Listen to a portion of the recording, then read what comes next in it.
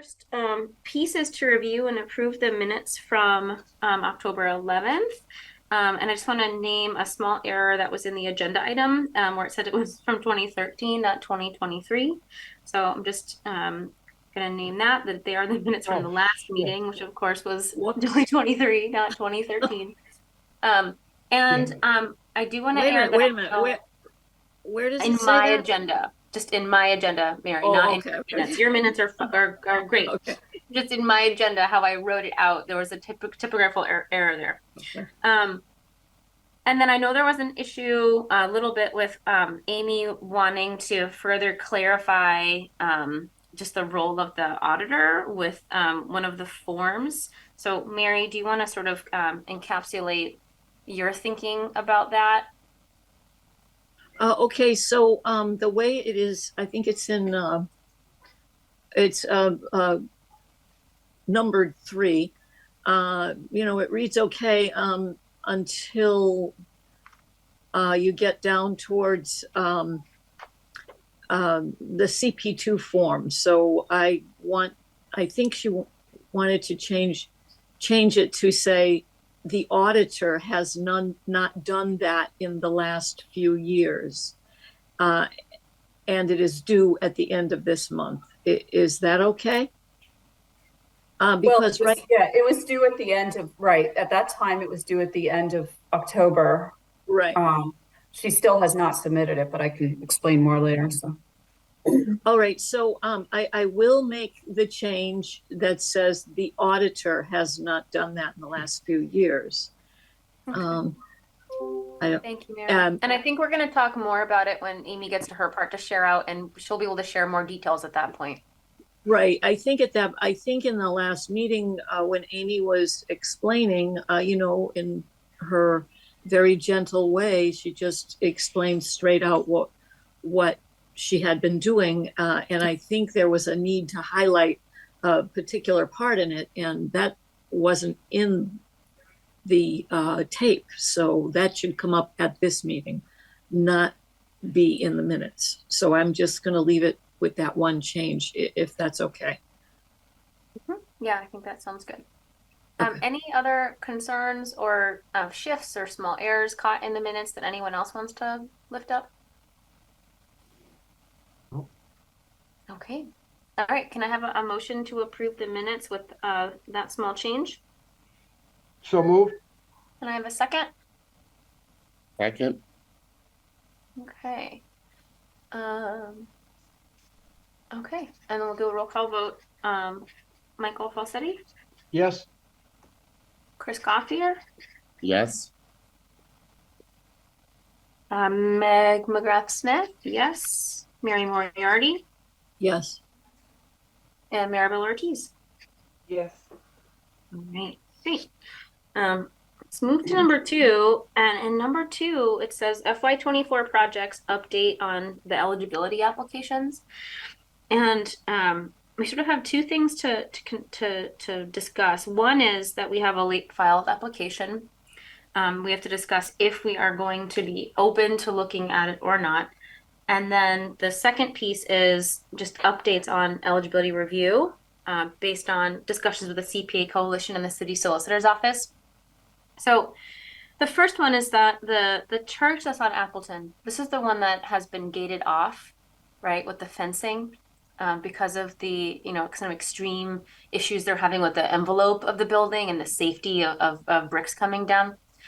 I guess stone, I'm not sure if it's brick actually. And we got a late filed application. Amy, did you send this to everybody so they were able to see the application? No, I have not. Okay. Let me quickly grab it then. Because I think it will help to be able to just get a basic sense of it before we have the discussion. So this is the Iglesia al Dio Incomparable at 377 Appleton Street. This is a picture of the exterior of the building, just to give you a sense of what I was talking about in terms of just the stability of the exterior envelope of the building. You can see they're sort of netting off sections of it in order to keep it safe. And yes, it is brick. I wasn't sure, but you can see it clearly from the image there. And let me pull up the application.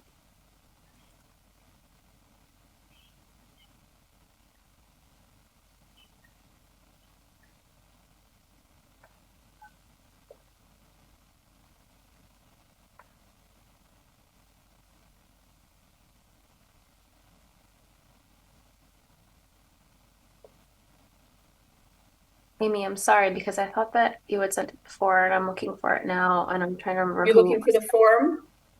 I could find the form and share it on the screen if you like. Yeah, if you can find it faster than me, I'm looking for it. But Yeah, I can find it in my email. It's sent from Mazel. Yes. Oh, I think I found it. It was because it was an acronym that was being used. Do you want to share Okay. it? Because I just Yeah. pulled it up. I found it. Yep. Okay, so came in late, okay, and that is sort of part of the piece here. There's a secondary piece here in that it is a church and has been operating as one, or the plan is for it to continue operating as a church in the future. That does make it really tricky in general for CPA because of lawsuits that have been brought against projects that are connected to specific religious institutions.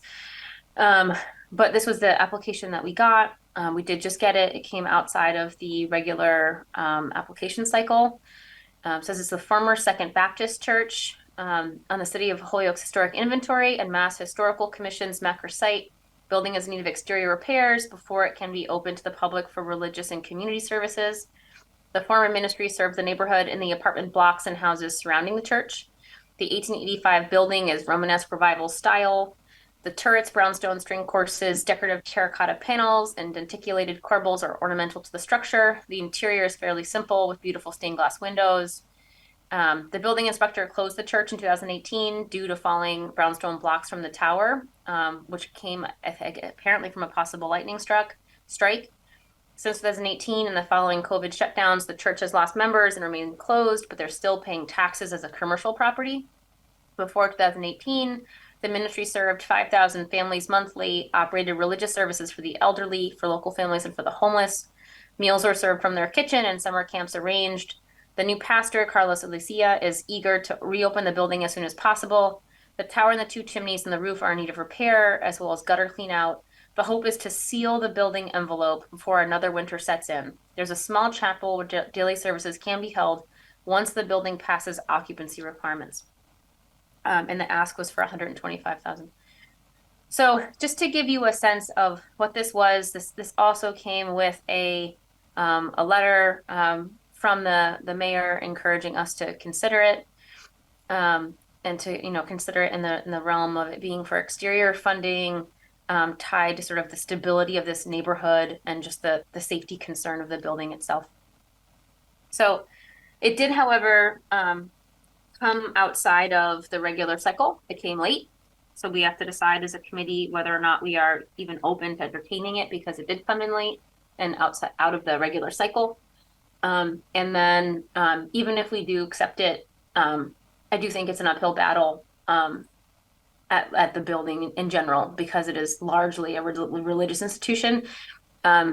If we did get clearance from the city solicitor's office on the basis that it's also used for community services, it's possible, but we would of course need to do the same process of moving it through the city solicitor's office for eligibility. And I'm not sure it would be named eligible is my point. Okay, thoughts?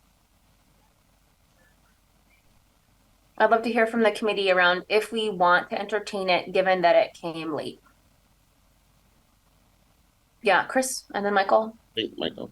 Just being new to the board, what was the procedure in years past, basically on a late applicant, what have you? Was it money the issue or? No, I think that the issue, is that in general, we've never, we've very rarely taken someone out of cycle without it being an emergency application, right? And I will say that this is actually not the first time that the committee's been asked to look at this building.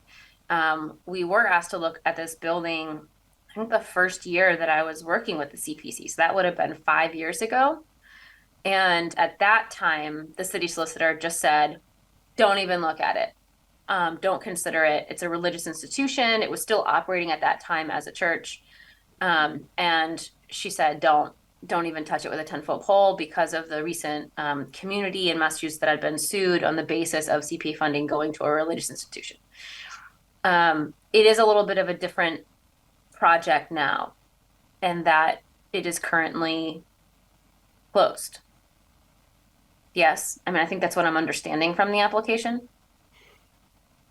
I'd have to go back and look, but it may be a slightly different project now, given that reality. Michael? Madam Chairman and fellow committee members, it's late. Yeah. It's not exactly an emergency. It's not like Wisteria where you had the back porch falling down or the danger of it falling into some person visiting the museum or one of the workers. Mhm. It's a church. You could make the same Yeah. argument about any old church in the city if we give money to this particular church. All the churches serve multiple functions. All of them do. All of them do this stuff. So no, I don't think it's, Madam Chairman, I'm not going to vote for it. I don't think it's, if it was the Old North Church in Boston, that's one thing, but it's not. It's funny that you bring that up, Michael, because the Old North Church has received CPA funding. But right. It did so on the basis that it is first and foremost a tourist attraction. Right. And not a church. Yes, it does have weekly services, but really it's a tourist attraction, and it's they can say that it's part of their historic trail in Boston, right? Like all of that. But very few churches, outside of that have gotten CPA funding, and there has been a number of challenges. I agree. I'm not going to vote for it. Okay, Mary? No, Amy was next. Yeah, I just want to hear from other members of the committee who want to speak first before I bring Amy into the conversation. Well, yeah. This is our second year of having the same situation. I think the Baptist church was last year. And, first of all, I think we have to do something about getting, I don't know why the churches in particular would be late in filing like this. How can they not know about it? So I don't know. Do we need to look into that? But also, a church in Springfield got funded last year. I think they just have to prove how much the city benefits from the use of that church. Did the mayor's letter establish that the community is using that church and for other than religious? I didn't see the mayor's letter other than what you put on the screen. So maybe we'd want to look and see if it is serving the public, because we don't want to deny that.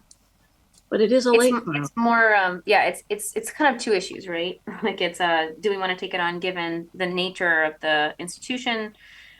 It's also a question of like, it is also just late. So I think in other cases, we've said if it's an emergency, then apply to us under an emergency application. If it's not an emergency, then like you can wait a year, come back next year. Maribel, what do you think?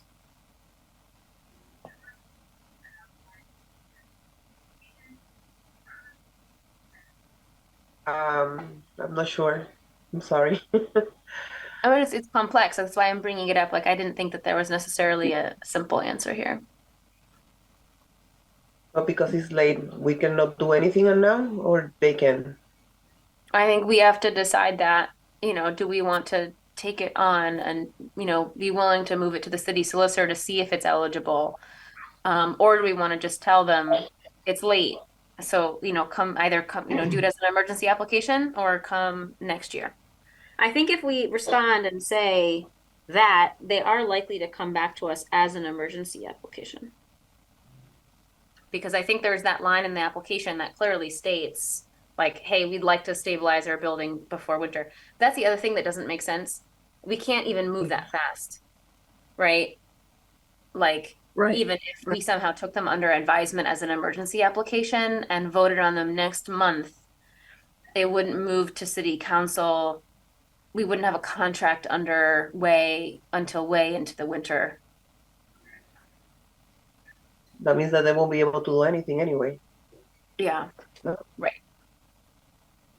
Okay. But I'd hate to So- shut that off because in other towns, it is happening. They are getting money for churches if they are serving the community in not just, you know, like Michael said, all the churches serve the community in certain ways, but you know, apparently in Springfield, whatever church it was, they felt, you know, is part of Springfield. So they thought it was important to give them money. So I don't know, maybe we need to get a better handle on that.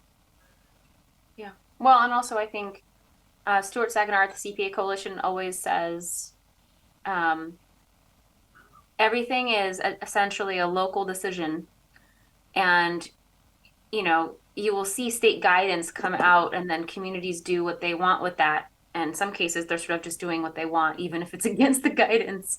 So, you know, their response is always like, well, seeing it happen in another community doesn't actually mean that it's a legitimate use of CPA funding, because Okay. CPA funding is new. There's actually a lot of legal action happening concerning CPA where they're trying to define, right, how it can and can't be used.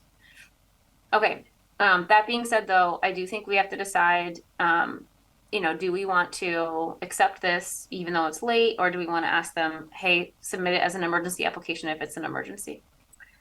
Amy, do you want to I just logistics wanted or to, details?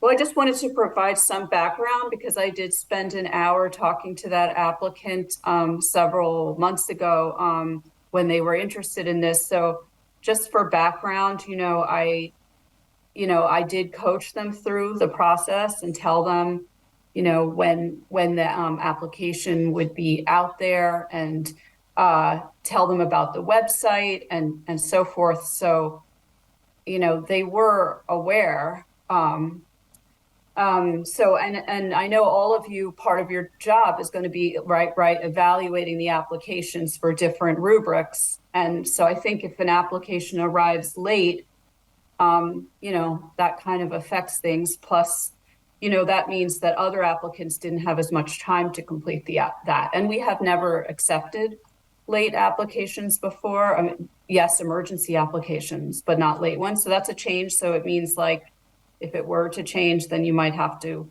think about doing that for everyone. So, and that I personally, as the person administering all this, would be uncomfortable with that. I don't think it's a good practice in general. So. Okay. So committee, do I have a motion? Do folks want someone might make a motion to accept evaluating the application? Someone might make a vote to deny accepting the application. Madam Chairman, I make a motion to deny the application. Do I have a second?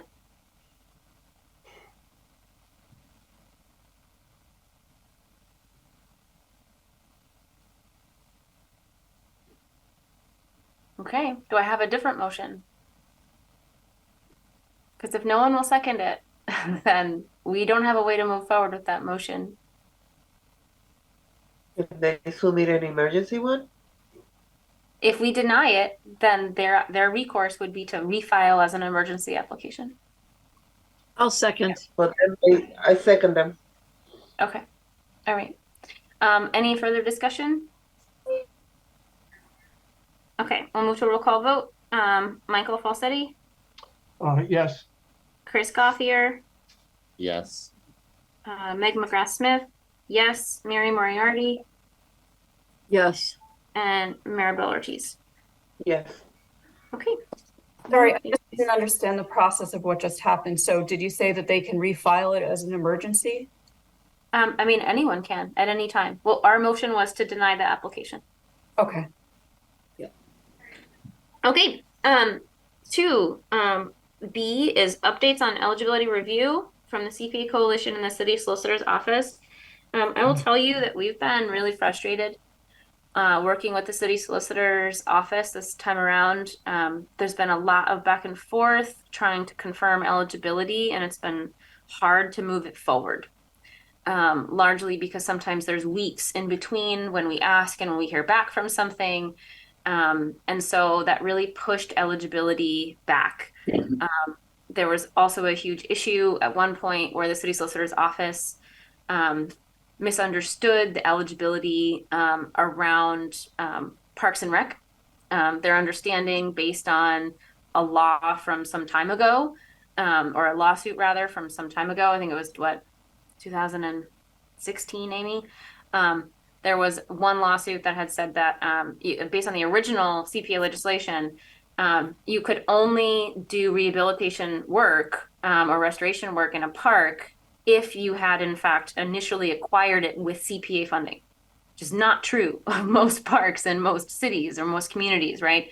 The law was then amended to allow folks to use CPA funding on parks that existed, right? Rather than just on land that was acquired to be made into new parks. But the city solicitor was rejecting all of our Parks and Rec projects for playgrounds based on that old version of the CPA legislation. So Amy and Stuart Saganar had a three-way meeting with the city solicitor, Kathleen Degnan, to go over the revision in the law and to make sure that they understood that and would allow the Parks and Rec projects to move forward. That just happened, right? So we wanted to tell people that they were eligible a month ago. And that didn't happen because all of these things kept happening, or we kept not getting responses on really specific eligibility questions. There was this misunderstanding or misinterpretation of the law that then needed to be corrected. And as a result, you know, Amy will walk through sort of, you know, who's eligible and not at this point. And Amy, has anyone been notified? No, because I mean, I'm still waiting for Attorney Degnan to respond on the Veterans Grave eligibility form. I mean, I could go ahead at this point and tell everybody else. Yeah, well, like based on that email from last week, I want you to just tell everybody now that we know. I don't want you to keep holding it and not releasing it just based on one application. I think we just have to let people know at this she point. only recently gave me the information on the other eligibility forms, so I kept emailing her, calling her, doing whatever I could to try to get that, explaining to her how pertinent it is to keep on this schedule. But so it was like just yesterday or the day before that I got more answers on things. Do you want me to go through that now? Well, so far at this point, you know, everything has remained the same, even though there has been some back and forth in the meantime. The last meeting, you know, we shared out that we had heard that, you know, the stained glass windows, you know, was eligible, which we already knew because it's a continuation of an existing project. You know, we knew a number of things that are still true, right? We know that the Holyoke Annex pillars and the City Hall granite stair restoration are eligible. The retaining wall at Wistariahurst is eligible. The Veterans Graves piece is still unclear. Amy, do you want to briefly talk about the supplanting issue and why? So some issues around eligibility for that project have been cleared, right? She has said she doesn't think it's maintenance. She does think it's restoration of the gravestones. So that was one of the issues. Is it maintenance or is it restoration? She said, yes, it's restoration. There was another issue we haven't heard from around supplanting. Well, and there's also that she was talking about how the cemeteries are all public, which I told her and sent her emails and information that it does include private cemeteries. So I'm not sure why she thought it was important that they're public, but I've, you know, tried to clarify that with her. But yeah, the other issue that I wondered about, because I got a part of a law that was quoted from the applicant saying that the city normally would have a revenue. I mean, I'm summarizing, but the city would have some sort of revenue stream, or it has the authority to protect and, you know, preserve these veterans' graves with some sort of revenue coming through the city. Now, as it stands, there is no revenue apparently from the city.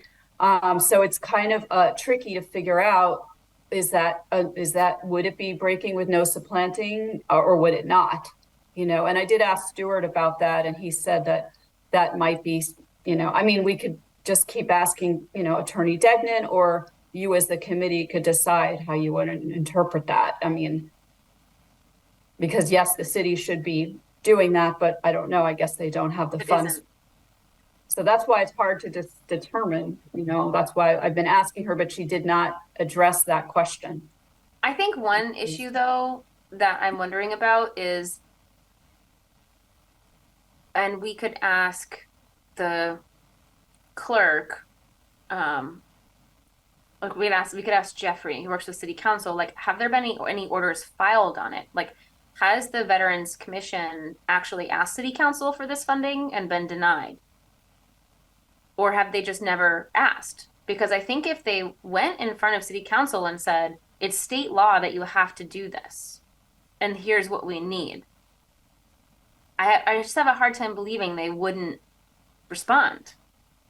Michael, do you want to respond to that? Like, what do you think? Oh, yeah, I think they responded. They didn't give them any money. That's the response. Like, they really did go to them and say, we need, I mean, what is this ask from CPA? It's They're just $6,000. They're asking to restore some graves.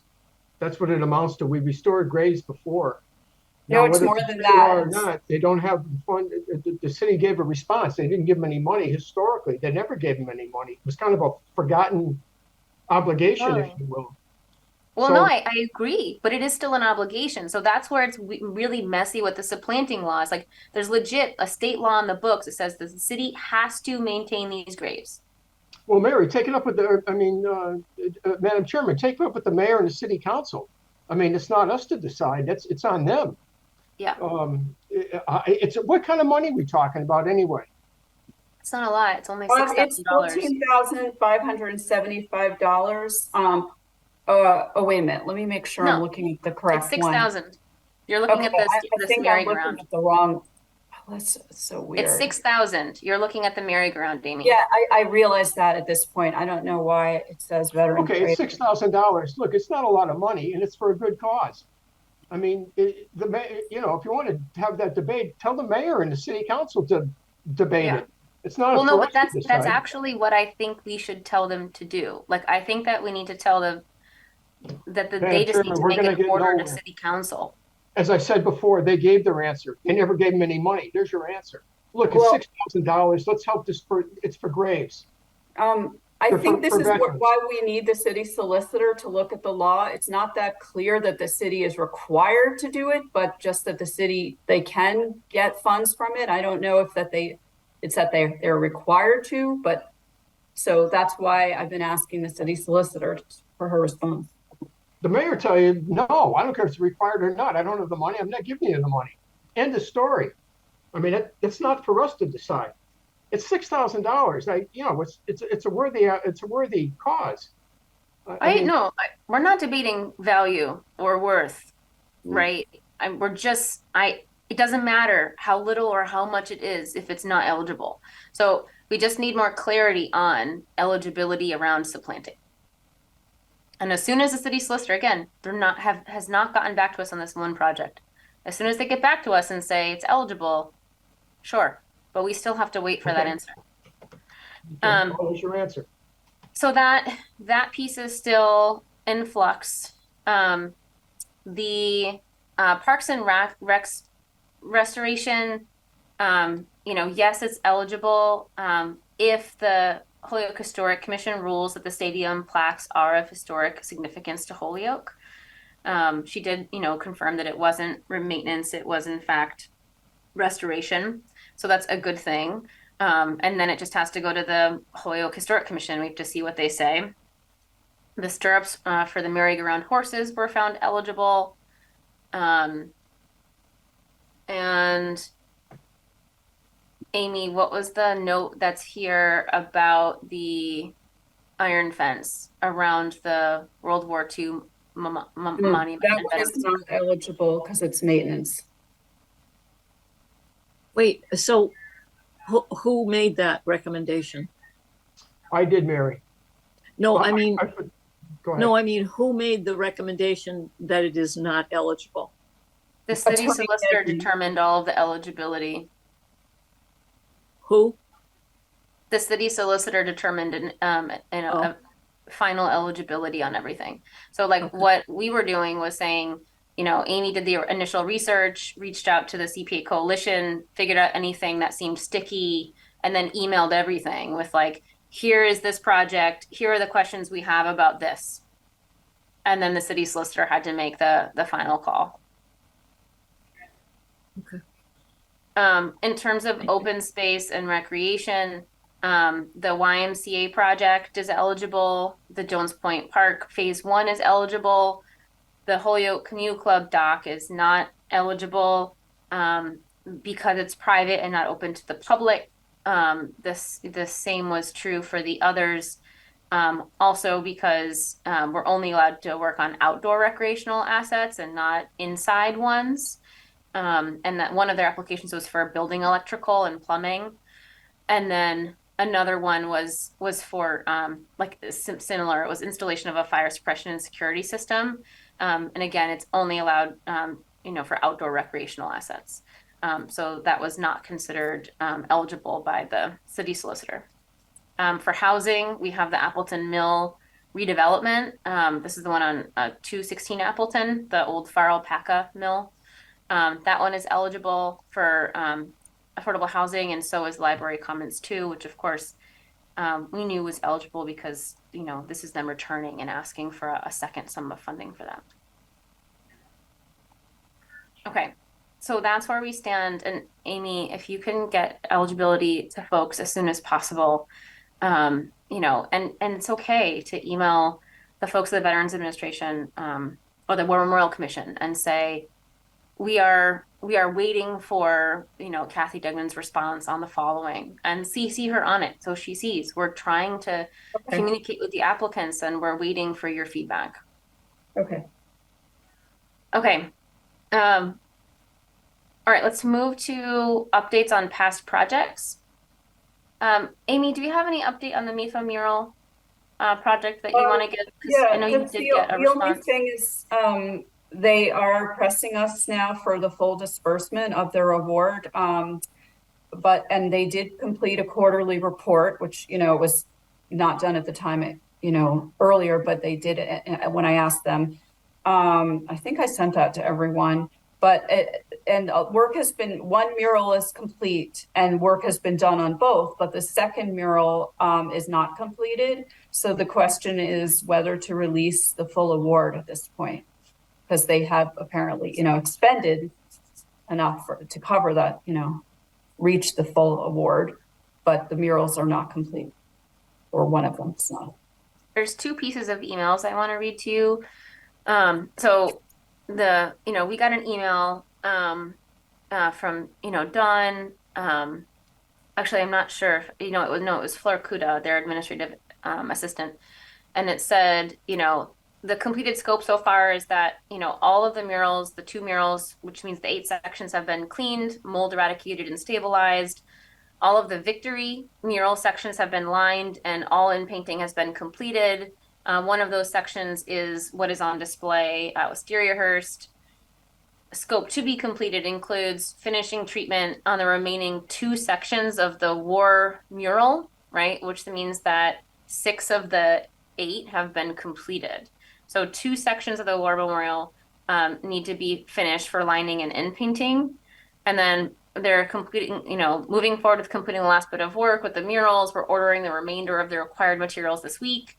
We have plans to finish the panels by March, and we'll send more progress photos of the final treatments on the war sections of the mural as we complete them. To sum it up, the victory mural is completely finished, and we are en route with the other panel. Excited as always to see the final product. We then got a letter from Evergreen. This is the architectural company that's been doing the restoration. And they said, as a project update, all payments have been received and processed as of September 15th. Evergreen will be starting back with the remaining scope of work on the last 3 mural panels. At this time, we're ordering the remainder of the required materials and are continuing to monitor the murals while they are stored. We have plans to finish the final panels by March of 2024. We would like to start the discussions regarding the returning of the murals. As per the original contract, we were able to store the murals for a period of 1 year. This will be up at the end of March of 2024. Longer term storage would need to be climate controlled and large enough to space to safely store the murals in the rolled stage. Once the plan has been finalized, Evergreen can provide updated pricing to return the murals to your desired location for April 2024. Please confirm how you would like us to proceed. So it was interesting getting that letter because it almost seemed more like an internal communication with MIFA. And it indicated something different about storage than we had understood. Because we had understood that they had a long-term agreement to store them with Evergreen. Evergreen thinks that they're being moved to a different location in April.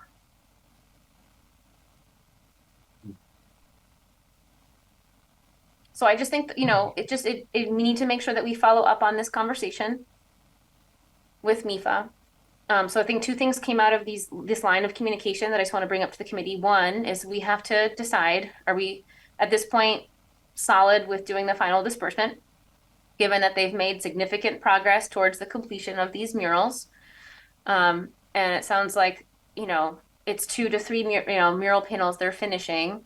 At this point, they are saying that they are working on them. They've ordered the supplies. They're doing the work. It'll be done in March. So I think there's that. I feel good at this point about dispersing, but I want to hear what other people feel as well.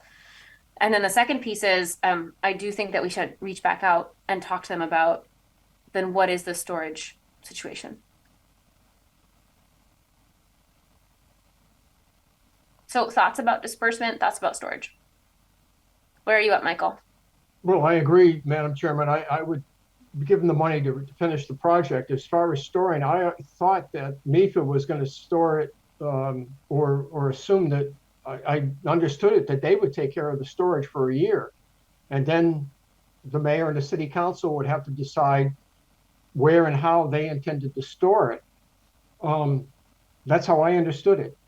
The contract says that they'll handle storage in perpetuity and they'll pay for it until it's ready to be installed in the restored theater, you know, up to the point that the city decides they actually want to get involved and ask for it in perpetual loan to the city for them to install somewhere in the city. Right. But I think one of the questions is just following up with them and saying, if Evergreen is not in fact going to be continuing to store these, then where are they going to be stored? And then I think we have to do our due diligence to make sure that that is in fact a climate controlled, safe place for them to be stored. Right. And also I think the whole access piece is important, which I know we've talked about in the past, but we already have a relationship with Evergreen, their restorer. We have their emails, we have their contact information. We easily can reach back out to them and say like, hey, how are the murals doing? And can you give us an update with them in storage? Right. So if it moves to different contact, we just have to make sure that we also have that contact information so that we can kind of have that same capacity, because the contract does say that we have the ability to check on them annually and make sure that they are in fact still being properly stored.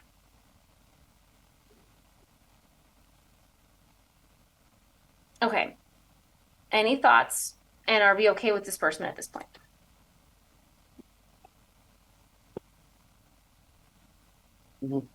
Yeah. Yes. Okay. I'm seeing Chris nod. Michael, yes. Yes. Maribel and With Mary disbursement. feel okay with disbursement at this point?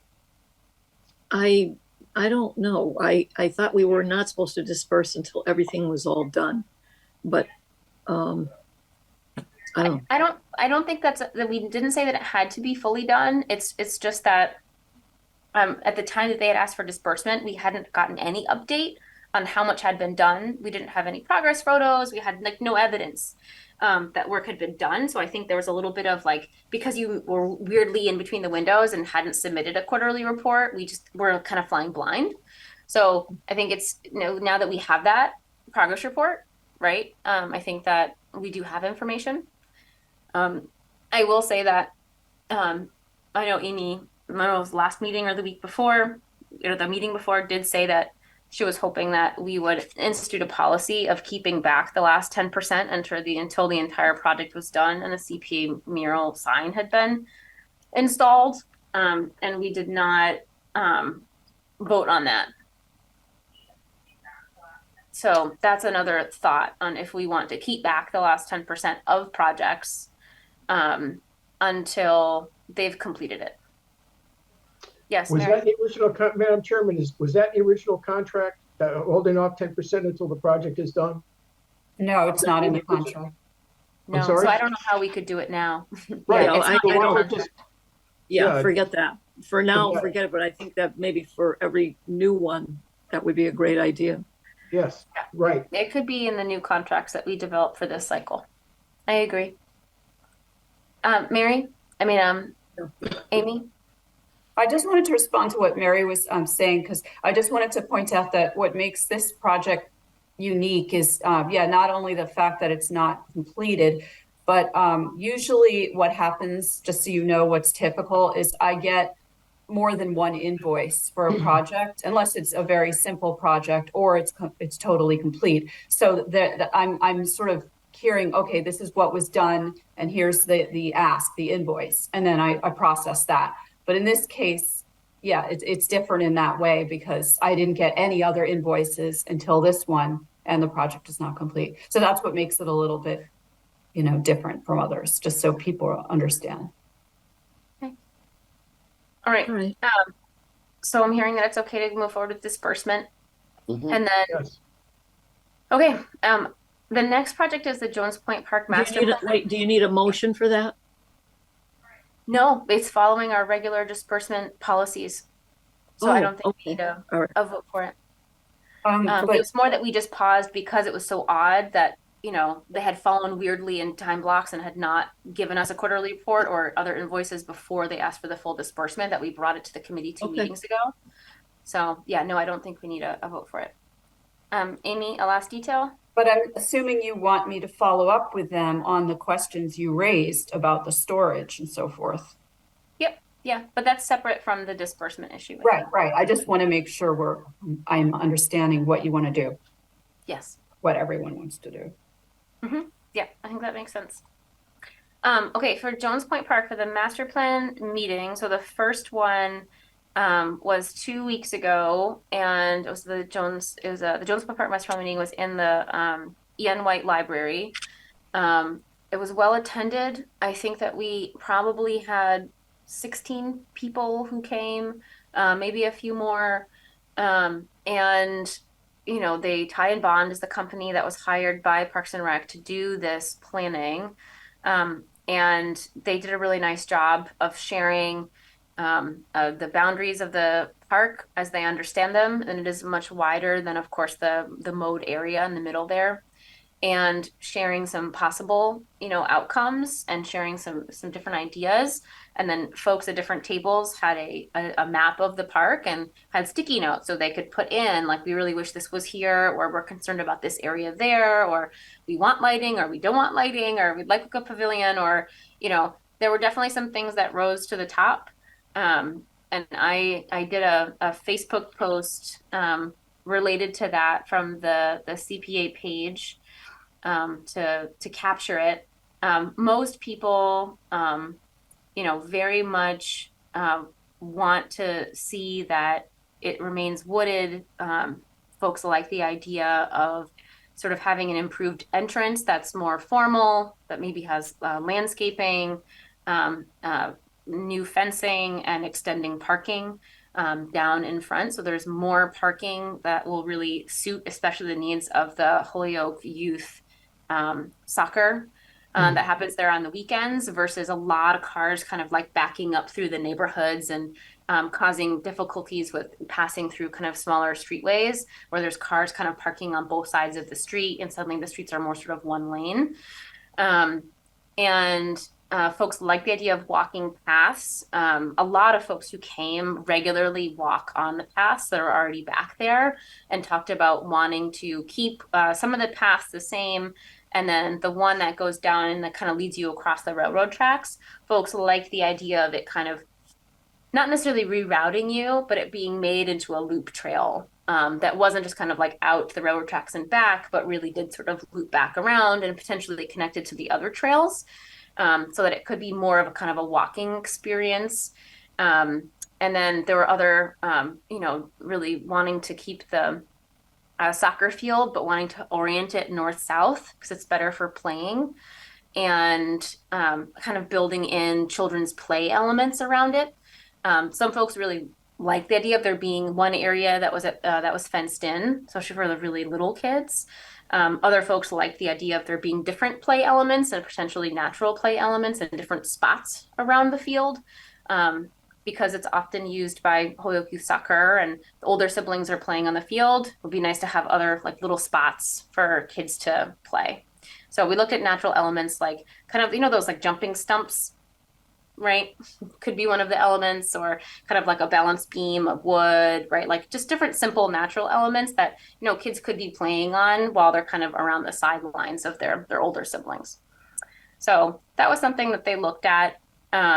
And their next step is to now develop that into a formal proposal that will probably have some options like, would you rather A or B, right? Like, let's look at this version versus this version.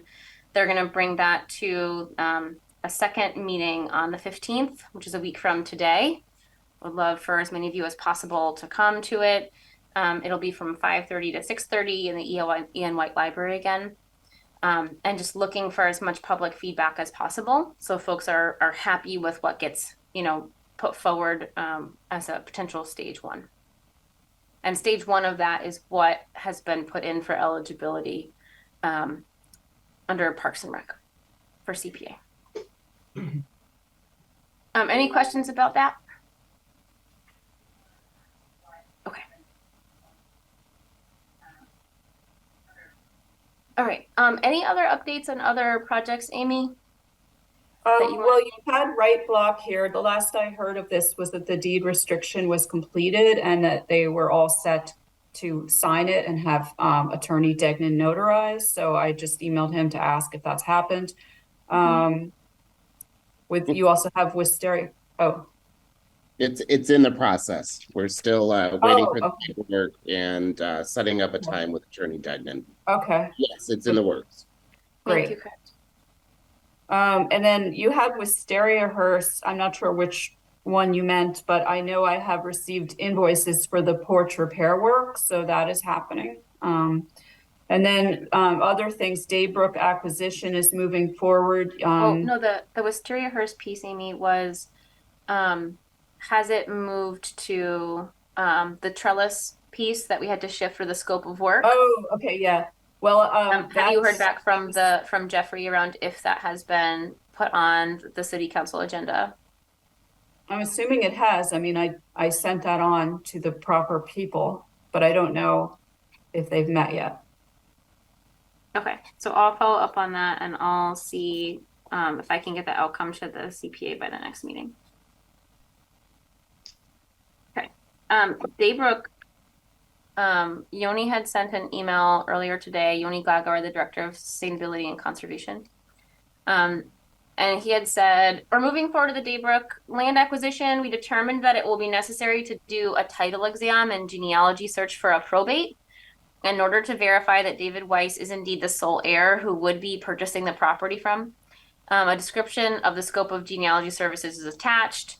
Our award from CPA includes $15,500 for, quote, due diligence, boundary surveys, registry of deeds transactions, and other soft costs associated with the land transfer logistics, which I feel this work would fall under. But we wanted to double check with you that these services would be CPA eligible before we proceed. And Amy and I both agreed that yes, it is eligible. These are the soft costs that are required when you are doing this kind of work. So they're going to move forward with that. And then is there anything else from any other project that you want to name? Of course, you'll have more time later, Amy, to name. Nothing really comes to mind. I mean, just that we might have mentioned this before, but we're still waiting on what's happening with the City Hall documents now that they're restored. Waiting to hear about when they can be moved to the history room in the Holyoke Library and open to the public, but I haven't heard any update on it. Oh, so I talked to Jean Jonker, and Olivia Mazel from the Friends of Holyoke City Hall, and they had done, it was actually, I just had no concept really of the amount of time it would take. They went through each journal and just had to document what was in each one, which was not easy.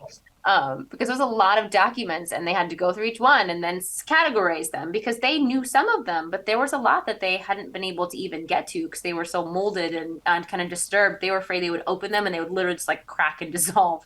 So they did start to document it. And I think their plan was to meet with Eileen Crosby at the Holyoke History Room the week after the gala because the Friends of City Hall were very involved in throwing that on. So I think that meeting was supposed to happen either last week or this week. So we should know more by the next meeting for sure around actually what was in those documents. I think it actually could be fun to ask one of them to come and just give us a brief overview of like, what did you find? What was in it? Wow. Okay. Wow. Yeah, it's really neat stuff. Okay, let's move to the next agenda item number 4. So we're reviewing the application process primarily because we have to make a shift, and we have to make a shift because of what's happened around eligibility, right? We were supposed to tell projects a month ago they were eligible, and then they were supposed to have a month to prepare so that they could present on November 16th, the Historic Commission, if they were a historic project. Like, we can't tell them now, you're eligible, you have 5 days to prep everything for this presentation. It's just not fair. So I know that, I sort of need to hear back from Chris, from you on the Historic Commission side here, but when we look at this, there are pieces that are no longer possible. So we had named that in November, we would see, that we would say that we were going to tell them all by October 6th.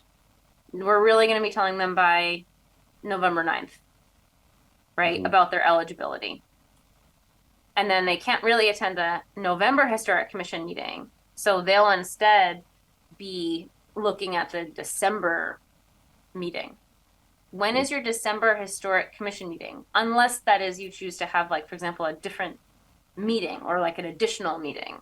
Well, we were almost thinking of calling, maybe an emergency meeting or an additional meeting, but our December meeting will be on the 13th.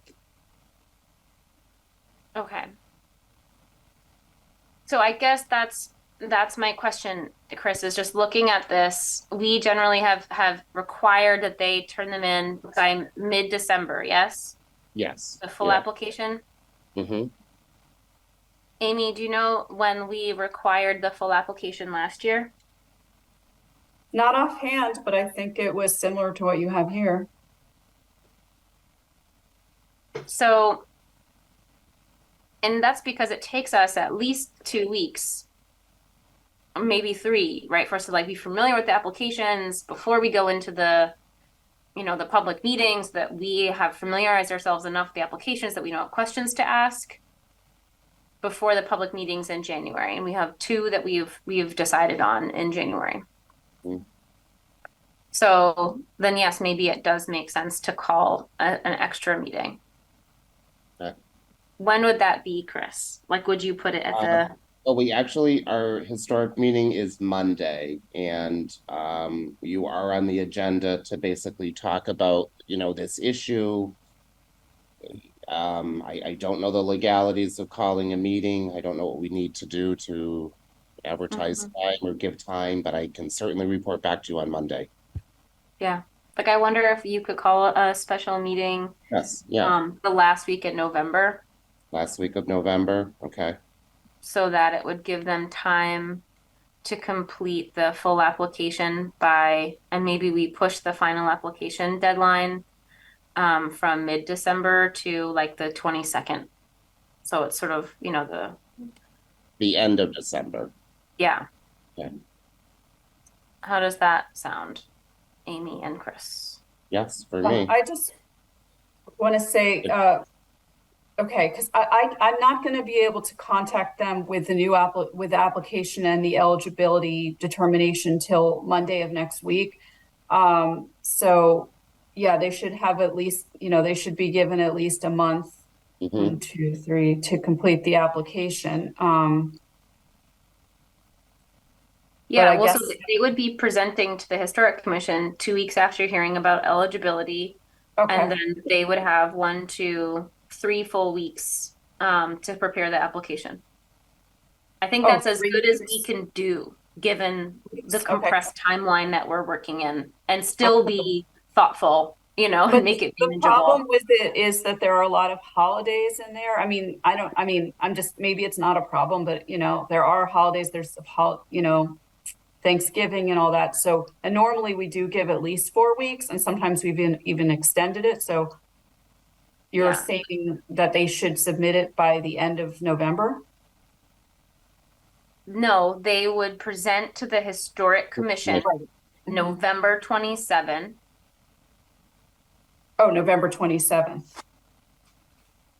And then submit a full application along with everyone else December 22.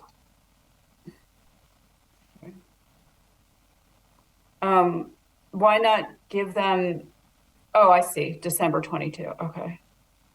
I mean, no one's going to work on it over a Christmas Okay. break. Yeah. Yeah. Okay. So again, November 27th would be when they present to the Historic Commission, those historic ones, and that includes people we know are already on the state register. They're still, I don't remember if they're. They Still all are, because they're going to be presenting the scope of their work. Okay. It's not just, some of them are asking for letters of significance, but most Okay. are just there to All right. see the Letters scope of of work and make sure it's falling underneath the guidance of the Department of the Interior. Okay. And this is, Chris, as soon as we have that meeting, can Mhm. you, does it make sense for you to be the liaison where you reach out to the Oh, consultant, yeah, Mr. yes. Kane, and make sure he knows the date has changed? That was my next question. How do you want to get him involved? Is that something you wanted or you wanted me to do? The contract has already been sent over. Okay, And that piece, I'll talk to Amy about the next steps for, Okay. but we just need to make sure that he knows the dates changed. dates. Okay, I will get him in alignment with that. Okay. And we'll follow the same process we did last year Okay, around okay, contract and all of that. okay. Okay. All right. Well, that feels good. Okay. Let's move then to Amy. Do you want to give a brief overview of the work that you're doing? Anything that you want the community to be aware of? Okay, sure. So yeah, what's freshest in my mind is, basically what I've been doing the last 2 weeks. So that's what I'll focus on. The city of Holyoke has switched to a new accounting software, because the old one was very old. So there's been I've been required to test that, and there's been some glitches they're working out. But obviously that's very important for doing this work. So that's something I've been doing. And trying to have whatever glitches addressed. Of course, reviewing the FY24 eligibility forms, as you know, and submitting invoices, rec orders, et cetera, for multiple projects. Editing of the disbursement Google form, because I created a Google form, because when people send me invoices, they just sometimes don't even explain which project it's for or whether there's already an existing purchase order for it. And I realize this is kind of probably nonsense to all of you, but it can be very complicated when I don't know all the details of what people are sending me. So that's why I created a Google form for them to fill out, so everything is clearer, rather than just endlessly asking, okay, what is this for? Or, exactly. So that's a new thing that I've been working on, trying that out, tinkering with it to make it better. Also, that whole recreational space legal issue that Meg talked about, reviewing the different information sent to me by Stuart Saganor on that, and then setting up the Zoom meeting and, presiding over that meeting. I've also been, since I've had more time before the applicants have been informed, I've been exploring JOT forms for the CPA applications because it's an online form. It seems to work pretty well. There are certain things that, when they attach documents that I would have to assemble on my end. But I'm thinking I've developed that basically by looking at what Somerville has done. I'll probably be using that for their applications. And then the Zoom meeting, I already mentioned the Zoom meeting between Kathy Degnan and Stuart, and just lots of emails of me trying to get a hold of the city solicitor to get her opinions on the FY24 eligibility forms.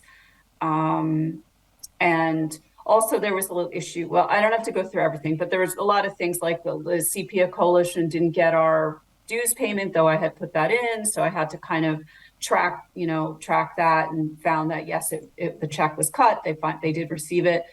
And just, discussions with the CPA coordinator at Somerville about their policies, and ideas. Like one of their ideas, well, we can discuss it later, was requiring all historic projects to do a study first as a CPA funded project before actually launching into a project. So, and just updating the attorneys, the city attorneys' opinions on the eligibility forms on that database that Meg was reading to you. So that gives you an idea of what I've been doing.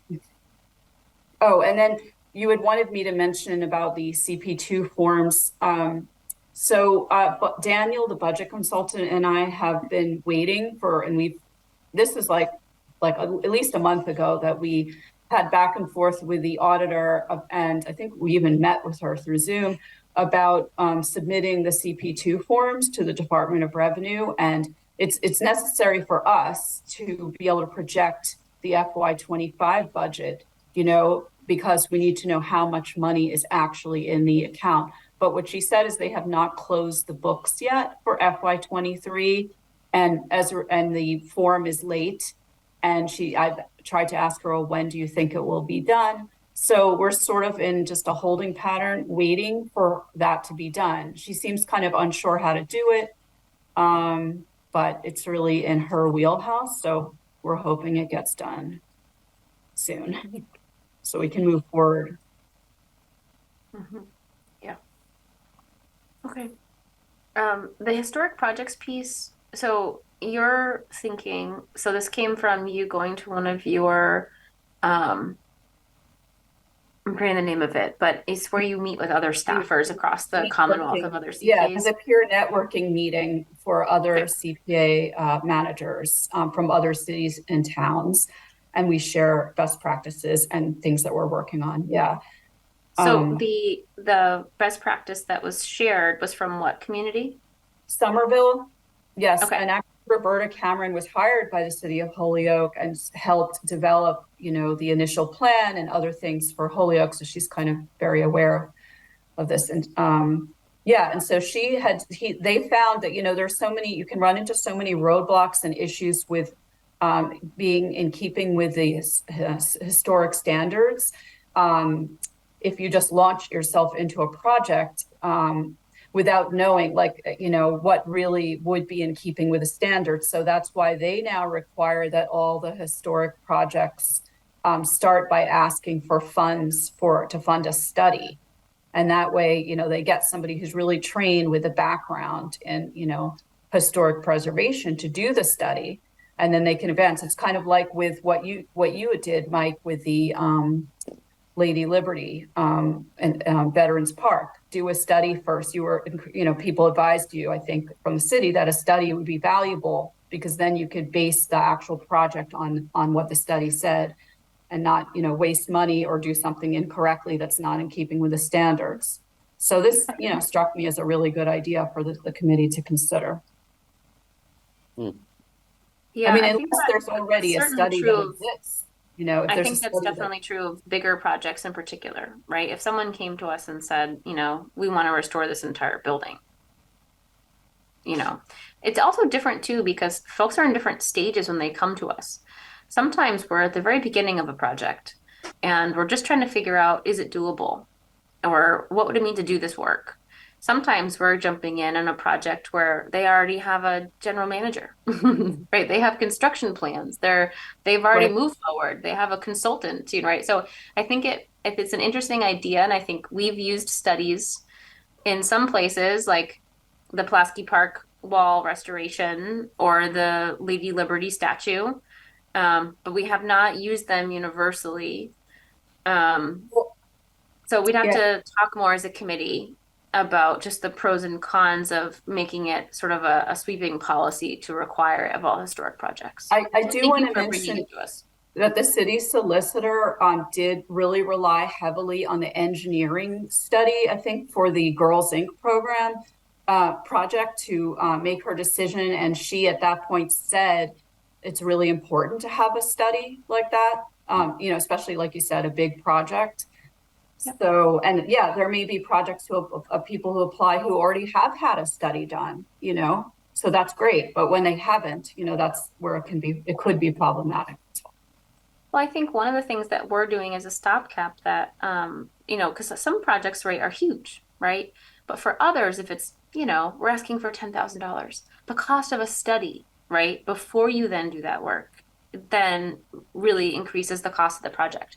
So I think one of the pieces that we have done in the meantime is let's hire this historic consultant, right, to come and kind of generate this report, this sort of naming, here are the things that really has to occur in order for this project to follow the Department of the Interior. So I do think that that is in its own way like a bit of a guardrail.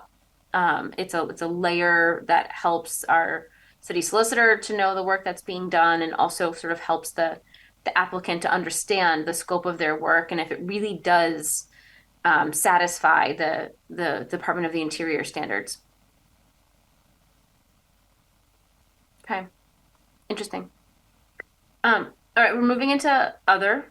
And one thing that I want to talk about as a bit of an elephant in the room is that I will be seated on council starting in January based on last night's election results. And so there's a little bit of things being up in the air right now because it's a little bit unclear what committees I will be seated on as part of that, right? I could be seated as the city council rep on CPA. I don't know, right? Or I could be on 2 other committees, right? So I do wanted to sort of name what I'm currently doing as chair, and then think about what does that look like, because I'll know more by December, by our next meeting on December 13th. And at that point, depending on information that I have, I may put forward an agenda item around us voting on a new chair starting in January. So I want to name sort of the pieces that I've been doing over the last few years. So as chair, in general, it's a general oversight of projects, right? It's being aware of everything that's going on. So it's being CC'd on emails, and you're following what's going on with projects. You're aware of the staffers' work. There's usually 1 to 2 meetings a month, sometimes more, on top of the CPA meeting, where you're either checking in with the staffer, you're meeting with a budget consultant, or you're reaching out and you're talking with the city solicitor or the mayor or someone on city council, because you're trying to kind of figure out something that's working its way through the process. And you also have oversight over the staffers' hours. So bi-weekly, you get sent the information from the staffer along with the Google sheets, where you have to look at the hours that have been put in and sign off on the hours for for Tanya, the person who's doing payroll. Supporting with communication to city departments and the mayor and city council. So if there is an issue and they want someone to come present to the subcommittee for finance or follow up with something that's going on, the chair often is the person that goes and presents at those meetings. Sometimes that's just answering questions. Sometimes it's bringing information or prepping a slide deck for it. The chair sits on the contracts subcommittee along with the vice chair, and then anyone else who wants to support that process of with a fine comb, going through contracts with the city solicitor and with the staffer and making sure they're in a good place to go. I handle the most of the Facebook posts and social media monitoring. So I'm thinking about, like, as sort of the spokesperson for the CPA, how can I get out what we're doing, right? This is taxpayer funding. We have to make sure the public knows how the money is being spent and that this is valuable work that we're doing. So that means figuring out like how to celebrate the wins as different projects are coming to completion or having different milestones and getting that out to the public. Sometimes that's making sure that press releases are being written, and reaching out to the mayor's office to sort of move things along that way. I currently support with updating the website. Those two roles together, right? Like social media / Facebook / updating the website. Those are things that the chair could do, or, if I end up stepping back from CPA completely, could be sort of made its own role that someone else on council, on the CPA committee could think about taking on. I think being the chair requires an awareness of group dynamics and facilitating and being comfortable presenting, whether that's into, different stakeholder groups, like sometimes it's Holyoke Taxpayers Association, or sometimes it's the city council. Developing agendas for the meetings and facilitating meetings, and then developing the annual calendar, right? And then implementing that through meetings and collaboration with the staffer. So those are the things that I have been doing over the last 3 years. And I think that, every chair gets to do things a little differently, but I just wanted to name the things that I am currently doing. So as folks are thinking about, is there a part of that I'm really interested in? Maybe someone would really like to step up and figure out like how to support with the Facebook side, or would really want to help think about learning more about helping to update the website. Maybe you're interested in potentially being chair, right? If that's the case, I would love to hear from folks. So if you email me, I'm happy to talk to you more about what I'm doing, and what this process might look like over the next few months. Because even if it's not like right away, I think it makes sense to start transitioning sooner rather than later, even if it's not right away in January. So yeah, I have loved being chair. This committee is the best. And we do really good work. So it's also like a really weird time for me to think about like transitioning roles, right? And for sure, regardless of what happens, I'm going to know what's going on with CPA and support you all. Madam Okay. Chair, by definition, are you saying you're going to be off the CPA, period? Or are you saying it's up to the chair, the city council speaker to select those people on the committee that will, and assign those committee assignments? And Exactly. if he chooses you to be on the CPA, you'll be on the CPA. Mm-hmm. Is that correct? Yep. And if he doesn't, does that mean you're not on the CPA? No, it just, we don't know what the assignments are yet. So as soon as we have a city council president, and as soon as they have assigned committee roles, then we'll know. But right now, nobody knows on council which committees they'll be on. Okay. So it's just not clear. So just in case, right, like I'm not assigned a CPA, right? I can't, for example, I cannot continue being a community rep. So my seat will be open, right, starting in January. So city council will be posting that soon. And we'll be looking for someone to come interview to public service to fill my community representative spot on the CPA. But we don't know what city councilor would be appointed to CPA yet, or any of the other committees. So that's the thing that we don't know yet. I will certainly keep you in the loop as soon as I know. Okay, any other questions or thoughts? Anything else under other that anyone else wants to name? Yeah, Madam Chairman, Amy, this is just for my own because I don't know how to do this. The spreadsheet that we have that indicates the name of the project, the cost, if it's legally been approved, and any other on that spreadsheet, is there a way to shrink I can't print it because the printing is so small, you can't even see it, you can't see it. Is there any methodology that you can produce that a person can read that spreadsheet? Yeah, I can, Michael, I can show you how to zoom in and zoom out so you can make it as large as you want. Yeah, but you can't print it. When you go to print it, the print is minute. I mean, you can't even see that you can't even see the letters. Or Oh, at least I can. I can make it larger and print a copy for you. Yeah, Yeah, if no, you could. I can just make a larger copy for you. And then you can just come pick it up. All right. Yeah. Thank you. No, I can do that. That's not hard. You got it. Okay, any other questions or concerns, thoughts? Our next meeting is on the 15th. I think the 13th, December 13th. Am I right? Let's look at Yeah, I have the 13th. that. Mhm. Oh, Yeah, wait a minute. 13th at 6 p.m. Woohoo. And if you're interested in taking over Facebook, if you're interested in figuring out running the website, if you're interested in being chair, reach out to me, ask me questions. I'm happy to meet with anybody to tell them everything and catch people up to speed if you're interested. And we'll have more of a conversation once we have more information on December 13th. Sounds good. Okay. Okay. All right. Thank you, everybody. Thank you. Okay. Good Have a night. good night, everyone. Yeah, Good good night. night, everybody. Good Oh night. yeah, motion to adjourn. Ah. Oh, So adjourn. moved. Second. Bye. Good night. Yeah.